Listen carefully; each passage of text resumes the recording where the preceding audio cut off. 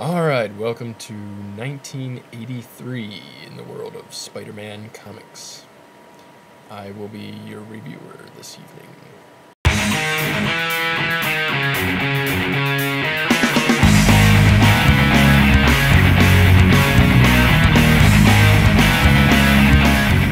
where we left off last year with Amazing Spider-Man.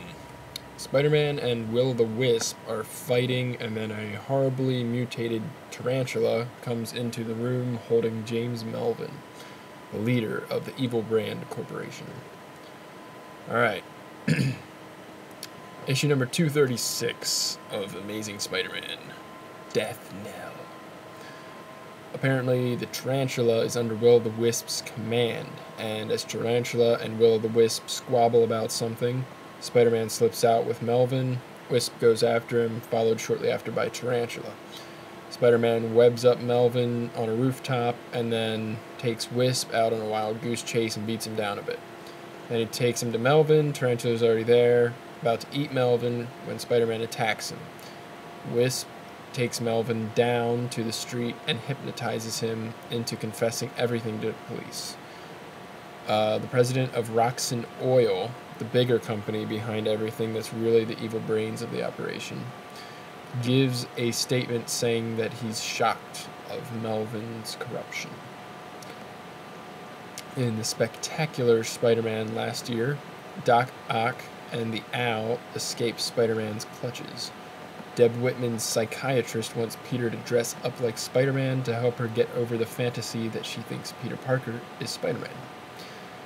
Alright, issue number 74 of Spectacular Spider-Man, Fantasia.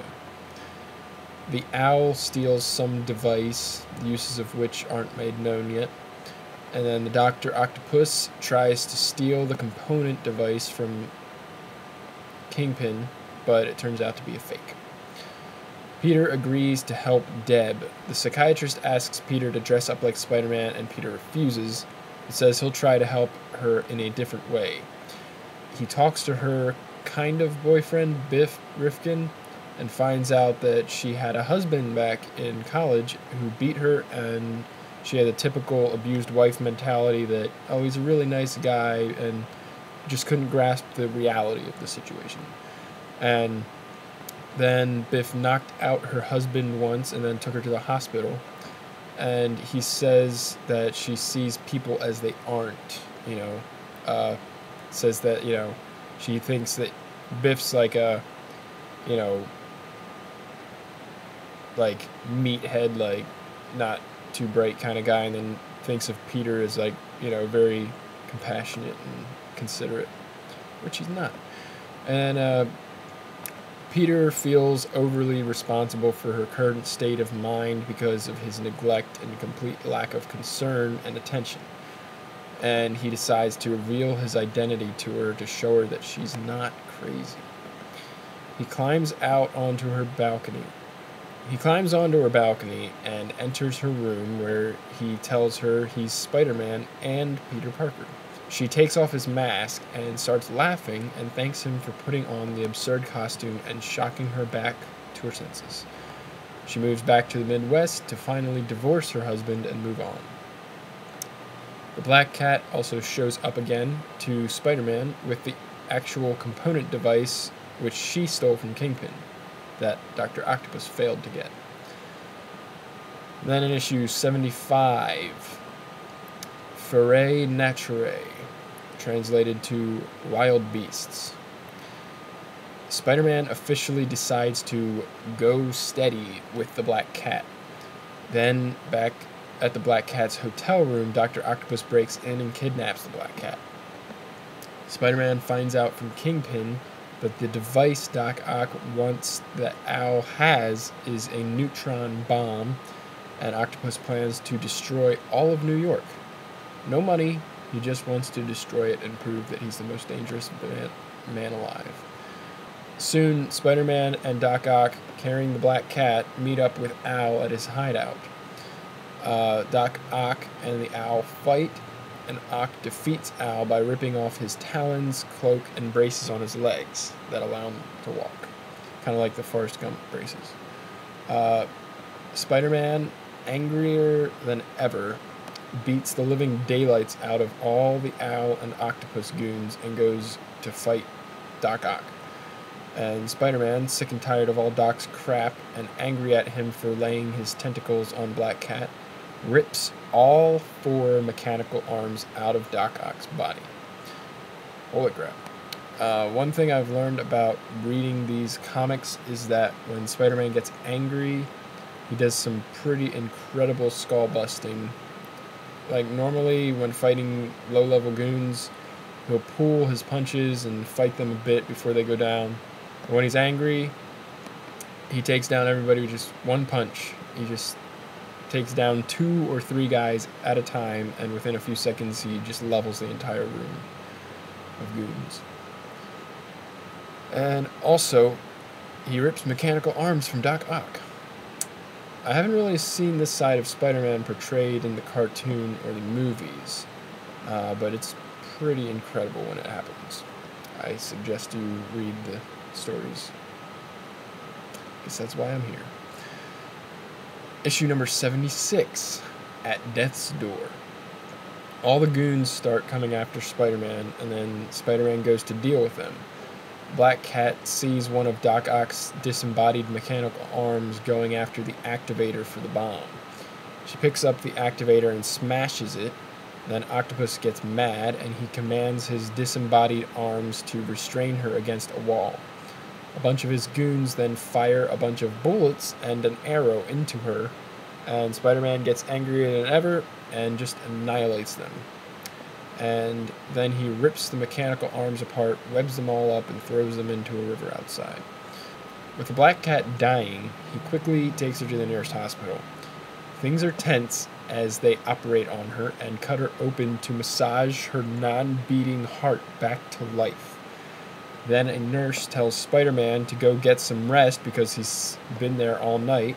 He remembers a really important test that he has to take at school and then swings off to take it. He shows up just in time, takes the test in the midst of all of his worry, and then leaves immediately. When he gets to the hospital, Captain Jean DeWolf is there with amnesty papers for the Black Cat. Black Cat is alive, but still in critical condition.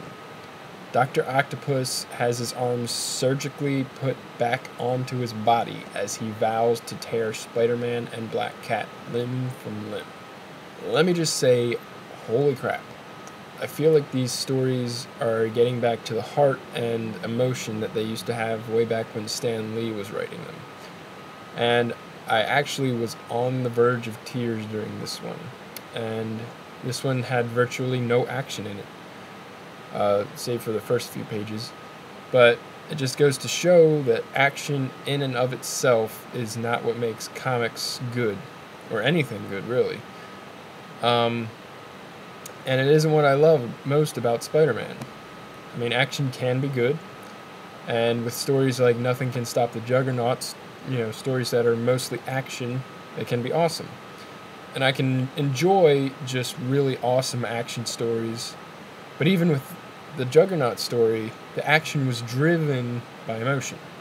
Spider-Man didn't want to fail Madame Web like he had with so many other loved ones who have died because he couldn't save them. So he fought the Juggernaut with everything he had, despite the fact that there was absolutely no way for him to beat the Juggernaut. And it's the emotion and the heart in these stories that really keep me motivated to read these and keep me wanting to read more. Anyway, I don't want this to be an hour-long review, so let's get on with it. Issue number 237 of Amazing Spider-Man, High and Mighty. A villain called Stiltman, who is just as lame as you can imagine with a name like that, wants to revitalize his reputation by defeating Spider-Man. He goes to Stark International to retrieve his stilt suit, but Spider-Man saves his life by taking a blast from some defense gun while inside, and Stiltman decides to not kill him. The next issue, 238, Shadow of Evil's Past. Spider-Man takes down some bank robbers, but one eludes him and stumbles upon one of the Green Goblin's secret headquarters. He shares the info with somebody, shrouded in shadow, of course. So we know it has to be somebody we've seen before. Otherwise, what's the point of, putting their face in the shadows? And then that person makes some slight alterations to the suit and declares himself the Hobgoblin. So this is the first appearance of the Hobgoblin. And pretty awesome. Issue number 239, Now Strikes the Hobgoblin. The Hobgoblin starts robbing all of Norman Osborn's old hideouts to get all of his stuff. Spider-Man catches up with him at one of the hideouts and fights him, but the Hobgoblin gets away. Hobgoblin is a lot cooler looking than the Green Goblin, and he's just really awesome, and I'm excited for more. Issue number 240, Wings of Vengeance. The Vulture comes back to New York for revenge against somebody, and Spider-Man tries to stop him, but gets knocked unconscious. And in the next issue, 241, In the Beginning, Spider-Man wakes up and chases after Vulture. He catches up with him at the Vulture's old hideout, rips off his power pack, and hangs him up to dry for the place. And then let's go back to Spectacular Spider-Man number 77, Relapse ×2. Dr. Octopus breaks into Black Cat's hospital room and tells Spider-Man that in 24 hours he will return and painfully kill them both. He then cuts Black Cat's life support and leaves. As the doctors try to stabilize Black Cat again, Spider-Man swings away to prepare for the battle of a lifetime. A Daredevil villain called Gladiator, whose real name is Melvin Potter, now owns a costume shop, and some old friends come in while being chased by the police and force him to don his old costume and help them out. Spider-Man swings by and helps out by stopping the gang, and Melvin thanks him. Issue number 78, The Long Goodbye. Spider-Man takes some time to say goodbye, of sorts, to all the people he cares about before he has to battle Dr. Octopus, just in case he dies. He also stands up for himself and gets premium payment for his photos from Jameson. He returns to the hospital and Doc Ock shows up for their showdown. Issue number 79, Spider-Man vs. Dr. Octopus, The Final Battle. This is definitely a battle for the history books. The entire issue is one long battle between Dr. Octopus and Spider-Man. And while Spider-Man fights Doc Ock outside the hospital, Jean DeWolf and her army of police officers get the Black Cat into an ambulance to get her safely out of Doc Ock's reach. Spider-Man and Doc Ock promptly destroy a lot of the hospital during their fight, then make their way down the highway after the ambulance. Spider-Man then finally defeats Doc Ock at a train yard, and a bunch of police come get him. And it is an extraordinary fight, really awesome. Yeah, I mean, just some of action at its finest in the Spider-Man comic world. It ends with Punisher in prison telling Boomerang in his neighboring cell, "You will help me escape from this prison or you will die." And I must say, I haven't been hooked like this, gotta read next one, gotta read the next one, with a Spider-Man story since back during the Jackal clone storyline. And this was definitely one of my favorites so far, hands down. I read like 9 issues in one day. It was crazy. Alright, and issue number 80 of Spectacular Spider-Man, I Cover the Waterfront. In the style of an old noir film, J. Jonah Jameson narrates his investigation of some gang at the docks to prove that he can still get a good scoop better than anybody, and that he's still a great reporter. As his investigation leads to the docks where a gang tries to kill him, Spider-Man stays close behind and takes care of the baddies when Jameson's not looking. And then later, Spider-Man reveals his involvement, that he was there, cluing Jameson in about how he managed to survive. It was a really awesome issue, but I'm biased because I really love film noir. Issue number 242 of Amazing Spider-Man, Confrontations. An incarcerated villain named The Thinker, who actually is cooler than his lame name makes him out to be. He orders one of his robots at his lab to attack Spider-Man so he can see if Spider-Man actually can sense danger as rumored. And then also Mary Jane comes back to New York. Number 243, Options. Spider-Man takes out a group of armed individuals holding a church hostage. Also, Peter decides to quit graduate school so he can focus more on photography to make money to help pay for Black Cat's hospital bills. Issue number 81 of Spectacular Spider-Man, Stalkers in the Shadows. Punisher uses Boomerang to escape from prison, but makes sure Boomerang gets caught and sent back in again. Cloak and Dagger clean up some junkies and erase their need for drugs. Spider-Man finds a crack den with a bunch of dead, knocked-out druggies. Cloak and Dagger are there as well. They reveal that the druggies were shot with mercy bullets by the Punisher. Punisher finds out that Kingpin is behind the illegal drug market in New York and intends to kill him.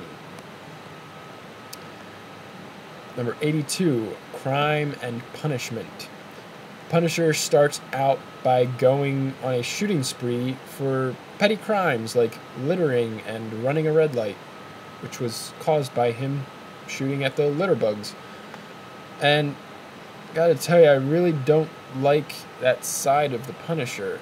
I don't think he would waste his time and ammunition on such small crimes that aren't really that big of a crime. I don't know. Anyway, Cloak and Dagger tell Spider-Man that they're going to kill Kingpin. Spider-Man goes to warn Kingpin, and then Cloak and Dagger show up. Spider-Man fights them, and Kingpin goes into a secret room where he meets the Punisher. After battling Spider-Man for a while, Cloak and Dagger teleport into the secret room, and then Spider-Man makes his way in there. And then they find Punisher unconscious on the floor, and the Kingpin gone. The Black Cat leaves her hospital room in her costume. Issue number 83 of Spectacular Spider-Man, Delusions. Spider-Man is angry at Black Cat for leaving her hospital room and wonders if he's capable of having a relationship because his life is constantly in danger and he doesn't want to put anybody else in danger. Punisher stands trial and his attorney convinces the judge he's not sane, so the judge sends him to a maximum security mental hospital. Issue number 244 of Amazing Spider-Man, Ordeals. The Hobgoblin is robbing Osborn factories again, this time for the chemicals that gave the Green Goblin his strength.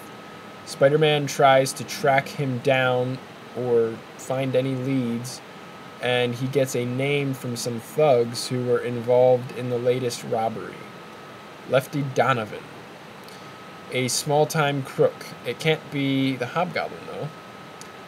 The Hobgoblin is always shrouded in darkness when his mask is off. It has to be somebody that we haven't seen before. It just has to. And then in issue 245, The Daydreamers. The whole issue is a collection of daydreams by the main characters as observed by the Watcher. Black Cat dreams that she and Spider-Man complete a government espionage ploy, and when she removes his mask, he's Cary Grant. Jameson dreams that he beats up Spider-Man and gets him to confess that he's no hero. Mary Jane dreams that her life story is a play on Broadway, and that she plays the lead part. Spider-Man dreams that he saves Jameson and gets a picture of Jameson kissing his feet and wins a Pulitzer Prize for the picture. Then receives an honorary doctorate for creating a formula that cures everything. Then he gets chosen to be in the Avengers and the Fantastic Four, but is cast aside when they discover that he's just some kid. Then Spider-Man, in real life, saves some kid from bullies. And in issue 84 of Spectacular Spider-Man, My Baby's Been Kidnapped. A politician's baby gets kidnapped. Spider-Man looks for it. He finds it. Some junkie has it and was going to get the reward for returning it. As the junkie's running away with the baby, Spider-Man webs his feet. How stupid can you possibly be? Somehow the baby miraculously survives this intense fall and is given back to his family. Issue number 247 of Amazing Spider-Man, Interruptions. Spider-Man finds out about some gang's plans to steal something from an armored car. Frogman interrupts when Spider-Man tries to take down the gang, and they get away. When he catches up with them, he finds out that Thunderball stole a crowbar that gives him back his power. Issue number 85 of Spectacular Spider-Man, The Hatred of the Hobgoblin. The Hobgoblin emerges himself in Osborn's strength-enhancing liquid and then decides to go after Spider-Man to test his strength. The Black Cat is allowed to go home from the hospital.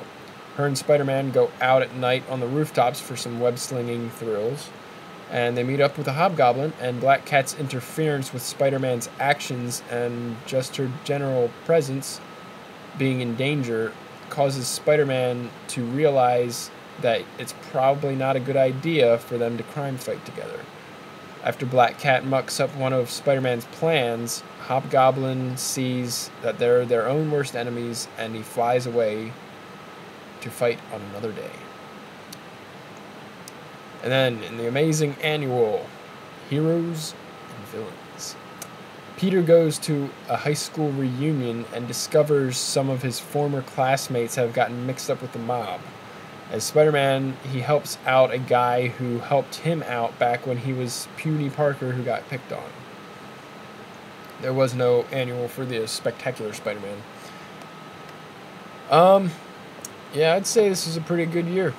I was hooked on a few stories, so, definitely had some great stuff. The whole Black Cat almost dying thing, and